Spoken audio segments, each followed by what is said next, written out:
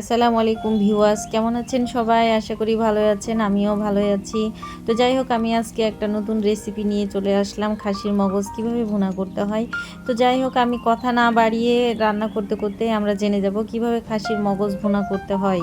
দেখতেই পাচ্ছেন, আমি কড়াইয়ে 2 চামচ মতো তেল এবং আস্ত 2টা গোটা মরিচ এবং 2টা তেজপাতা এবং 2টা কাট মশলা ভেজে নিয়েছি এবং আগে থেকেই কিছু পেঁয়াজ কেটে রেখেছিলাম, সেটাও ব্রাউন কালার হয়ে আসা পর্যন্ত অপেক্ষা করছি। ব্রাউন কালার হয়ে এসছে, আমি তাই পানি অ্যাড করে নিলাম এই পর্যায়ে, যাতে আমার মশলাটা পুড়ে না যায়।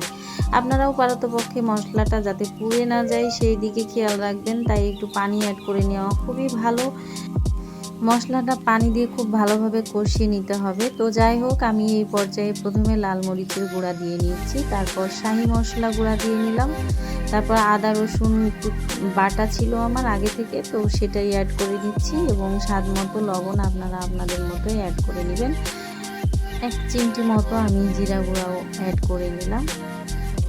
এই পর্যায়ে আমি এখন আগে থেকে যেই খাসির মগজটা ম্যাশ করে রেখেছিলাম সেইটা এখন দিয়ে নেব। আর মশলাটা খুব ভালোভাবেই কষানো হয়ে গেছে, তাই এই পর্যায়ে আমি এখন খাসির মগজটা খুব ভালোভাবে নেড়ে চেড়ে এটাকে কষিয়ে নেব।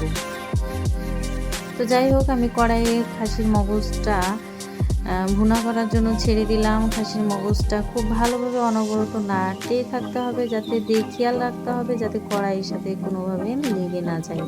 তো আপনারাও পারতপক্ষে অনবরত নেড়ে চেড়ে এটাকে নাড়বেন, কারণ যে হচ্ছে যেন কড়াইয়ের সাথে না লেগে যায় সেই দিকে খেয়াল রাখতে হবে। আর লেগে গেলে বা পুড়ে গেলে তো বুঝতেই পারছেন কেমন একটা ফ্লেভার আসে, বুঝতেই পারছেন সেটা আর খাওয়ার অনুপযোগী হয়ে যাবে, সেটা আর খাওয়ার উপযোগী হবে না, ভালো করতে গিয়ে সেটা খারাপই হয়ে যাবে। তো যাই হোক, আমি আর কথা বাড়াতে চাই না। এক পর্যায়ে আমার এটা ব্রাউন কালার হয়ে এসছে, দেখতেই পাচ্ছেন ভিউয়ার্স কত সুন্দরভাবে রান্না করা হয়ে গেছে। আমি এই পর্যায়ে চুলা থেকে নামিয়ে নিব। আমার রান্নাটা প্রায় কমপ্লিট, এখন গরম ভাতের সাথে পরিবেশন করব। সবাই ভালো থাকেন, সুস্থ থাকেন।